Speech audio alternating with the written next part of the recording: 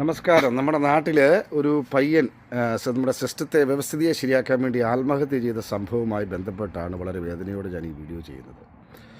നമ്മുടെ നാടിൻ്റെ സിസ്റ്റം ശരിയാക്കാനായിട്ട് ആത്മാഹുതി ചെയ്യേണ്ടി വരുന്ന നിർഭാഗ്യകരമായ അവസ്ഥയെക്കുറിച്ച് ഒന്ന് ചിന്തിച്ച് നോക്കുക. കഴിഞ്ഞ കുറേ വർഷങ്ങളായി നമ്മുടെ സർക്കാരിൻ്റെ നിരുത്തരവാദപരമായ പ്രവർത്തനങ്ങളിലൂടെ പോവുകയാണ്. ഇപ്പോൾ സതീശൻ സർക്കാർ, രമേശ് ചെന്നിത്തല എന്നിവരെ പ്രൊഫഷണലായിട്ടുള്ള ആൾക്കാർ വന്ന് ഇതിനെ വളരെ ഈ സിസ്റ്റത്തെ ശരിയാക്കാൻ അങ്ങേയറ്റം ശ്രമിക്കുന്നുണ്ട് എന്ന് എനിക്കറിയാം. എന്നാലും വളരെ സങ്കടകരമായ ഒരു വസ്തുതയാണ് അദ്ദേഹത്തിൻ്റെ ആത്മഹത്യ. കഴിഞ്ഞ ഒരു 2022 മുതൽ ചിന്തിച്ചു കഴിഞ്ഞാൽ ഏതാണ്ട് 4-5 കോടി രൂപയോളം നാട്ടിൽ ഇൻവെസ്റ്റ് ചെയ്ത ഒരു വ്യവസായിയാണ്, ഹതഭാഗ്യനായ ഒരു വ്യവസായിയാണ് ഞാൻ. ഇതിനകത്തുനിന്ന് സാമ്പത്തിക നഷ്ടം എന്നതല്ല ഞാനിവിടെ പറയുന്നത്. എൻ്റെ സാമ്പത്തിക നഷ്ടത്തെക്കുറിച്ചല്ല ഞാനിവിടെ സംസാരിക്കുന്നത്. മറിച്ച് ഞാനൊരു ഹോട്ടൽ വ്യവസായം അവിടെ തുടങ്ങിയിരുന്നു. ഏതാണ്ട് 1 കോടി രൂപയോളം മുതൽ മുടക്കുള്ള ഒരു പ്രസ്ഥാനമായിരുന്നു. വളരെ മനോഹരമായ രീതിയിലായിരുന്നു ഞാനത് ചെയ്തത്. തൃപ്പൂണിത്തറ അടുത്തായിരുന്നു.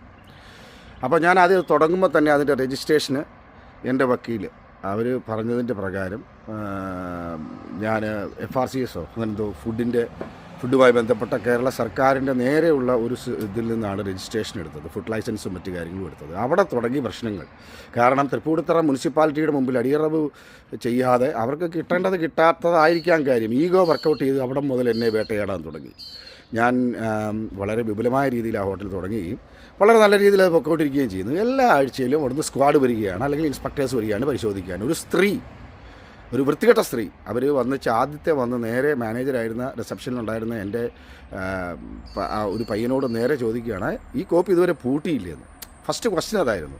അപ്പോൾ അവരുടെ നിലവാരം, അവരുടെ ഉത്തരവാദിത്വം എന്താണെന്ന് കരുതുക. ഈ സമയത്ത് കാക്കനാടോ വൈറ്റിലയിലോ അല്ലെങ്കിൽ നമ്മൾ എവിടെ പോയാലും നമുക്ക് കാണാം ഈ ചെറിയ കടകൾ, അതായത് തട്ടുകടകൾ, ദോശയൊക്കെ വിൽക്കുന്നതിൻ്റെ തൊട്ട് ചേർന്ന് തന്നെ അഴുക്ക് ചാലുകൾ, ഇങ്ങനെ ഞൊളഞ്ഞു പൊങ്ങുന്ന അഴുക്ക് ചാലുകളിലൂടെ ഇങ്ങനെ ഞൊളഞ്ഞു പൊങ്ങുകയൊക്കെ ചെയ്യാണ്. അവിടെ നിന്നുകൊണ്ട് ഒരുപാട് IT പിള്ളേർ, കാരണം ഇന്നത്തെ പിള്ളേർക്ക് അവർ വളരെ ഓപ്പണാണ്. അപ്പം അങ്ങനെയുള്ള പ്രസ്ഥാനങ്ങൾ എല്ലാവർക്കും ജീവിക്കണം, ഞാനത് സമ്മതിക്കുന്നു. ഞാൻ അവരെ ഒരിക്കലും നിരാകരിക്കുകയല്ല. ഇവിടെയൊന്നും യാതൊരു തരത്തിലുള്ള ചെക്കിങ്ങും ചെയ്യാതെ ഹോട്ടലുകളെ ഇങ്ങേറ്റം വേട്ടയാടി ഇത് നമ്മൾ പൂട്ടിക്കും എന്ന് നേരിട്ട് എൻ്റെ മാനേജരോട് പറഞ്ഞ ആൾക്കാർ വരെ തൃപ്പൂണിത്തുറ മുനിസിപ്പാലിറ്റിയിലുണ്ട് എന്നുള്ളത് ഓർക്കുക. ഏതായാലും ഒരു ദിവസം ഏറ്റവും വളരെ മനോഹരമായിട്ടാണ്, വേറൊരു വ്യവസ്ഥാപിതമായ സിസ്റ്റത്തിൻ്റെ കീഴിലാണ് ഞാൻ ജീവിക്കുന്നത്. അതുകൊണ്ട് തന്നെ അവിടെ എല്ലാം കൃത്യമാകണമെന്ന് എനിക്ക് നിർബന്ധമുണ്ടായിരുന്നു. അപ്പോൾ അതിന് ഇൻസ്ട്രക്ഷൻസും കൊടുത്താണ് മുന്നോട്ട് പോയിക്കൊണ്ടിരുന്നത്. അതുകൊണ്ട് തന്നെ അവർക്ക് ഒരു ഇതിലും ഒന്നും കണ്ടുപിടിക്കാൻ പറ്റിയില്ല. ഒരു പ്രാവശ്യം വന്നപ്പോൾ ഇവർക്ക് കണ്ടുപിടിക്കാനായത് എന്താണെന്ന് വെച്ചാൽ, ഞങ്ങളുടെ ഒരു പയ്യൻ ചിക്കൻ ഷോർട്ടേജ് വന്നപ്പോൾ പെട്ടെന്ന് പോയി 5 കിലോ 10 കിലോ അങ്ങനെ എന്തോ ചിക്കൻ വാങ്ങിക്കൊണ്ട് വന്നു. ഈ ചിക്കൻ പ്ലാസ്റ്റിക് കൂടിലാണ് അവിടുന്ന് ചിക്കൻ്റെ അവർ കൊടുത്തു വിട്ടത്. ഓർത്തോണം, ഈ പ്ലാസ്റ്റിക് കൂട് വിൽക്കാൻ ബാൻ ചെയ്തിട്ടൊന്നുമില്ല നമ്മുടെ നാട്ടിലാണെന്ന് എൻ്റെ അറിവ്. അതിന് ടാക്സ്, അത് വിൽക്കുന്ന 2 രൂപയോ 1 രൂപയോ എന്തോ അതിന് വാങ്ങി അതിന് ടാക്സ് വാങ്ങുന്ന സർക്കാരാണെന്ന് ഓർത്തോണം. ഈ പയ്യൻ നേരെ കൊണ്ടുവന്നു. തിരക്കായതുകൊണ്ട് തന്നെ, അതുപോലെ കടയിൽ തിരക്കായതുകൊണ്ട് തന്നെ മറ്റാരോ ശ്രദ്ധിച്ചില്ല. ഈ പയ്യൻ ആ ഫ്രിഡ്ജിലേക്ക് അത് വെച്ചു, ഫ്രിഡ്ജിലേക്കോ ഫ്രീസറിലേക്കോ അത് വെച്ചു. അപ്പോൾ പെട്ടെന്ന് തന്നെ ഈ സ്ക്വാഡ് വരികയും നമുക്കെല്ലാം ക്ലിയർ ആയതുകൊണ്ട് നമ്മളൊന്നും പേടിച്ചില്ല. പക്ഷേ ഇവർ ഈ പ്ലാസ്റ്റിക് കൂട് പൊങ്ങി 33,500 രൂപയാണ് ആ പ്ലാസ്റ്റിക് കൂടിനകത്ത് വെച്ചു എന്നതിൻ്റെ പേരിൽ അവർ നമുക്ക് ഇഷ്യൂ ചെയ്തത്. 33,500 രൂപ. നോക്കിക്കോണം എത്ര, ഞാൻ നേരത്തെ പറഞ്ഞ പോലെയുള്ള രീതിയിലുള്ള കാര്യങ്ങൾ നടക്കുമ്പോഴാണ് ഇത് എന്ന് ഓർത്തോണം. ഏതായാലും അതിൻ്റെ റിവ്യൂവിന് ശേഷം ഞാനിപ്പോൾ ആ കട വിറ്റൊഴിവാക്കിയിട്ട് ഏതാണ്ട് 2 വർഷങ്ങൾ കഴിഞ്ഞു. ഇപ്പോൾ അതുകൊണ്ട് റിവ്യൂവിന് ശേഷം ഇപ്പോൾ അതിൻ്റെ പൈസ അടയ്ക്കാൻ പറഞ്ഞു വന്നു. നിയമപരമോ ധാർമ്മികമായ ബാധ്യത എനിക്കത് അടയ്ക്കാനുണ്ടോ എന്ന് chief minister mister Satheesan sir, Ramesh Chennithala നിങ്ങൾ പറയുക. പിന്നെ ഫുഡിൻ്റെ, അതാണ് ഏറ്റവും വലുത്.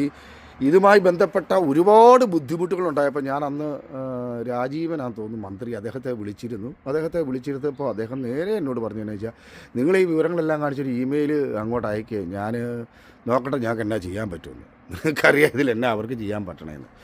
ഒരു വ്യവസായിയെയും തുടരാൻ അനുവദിക്കാത്ത രീതിയിലുള്ള സമീപനം ഉണ്ടായിരുന്നത് കൊണ്ട് തന്നെ നമുക്കറിയാം, നമുക്ക് ഇറങ്ങിത്തല്ലി ജീവിക്കാനുള്ള ഒരു സാഹചര്യം ഞാൻ അവിടെ നാട്ടിലില്ലാത്തത് കൊണ്ട് തന്നെ നമുക്ക് ആ കട ഒഴിവാക്കേണ്ടി വന്നത്.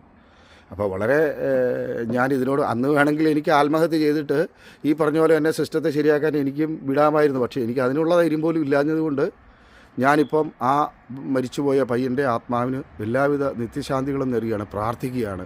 ഇങ്ങനത്തെ ഒരു ദുർഗതി വേറൊരാൾ കൂടെ വരുത്താതെ നോക്കണേ നമ്മുടെ ഗവൺമെൻറ് ഇപ്പോൾ, പ്ലീസ്. Thank you.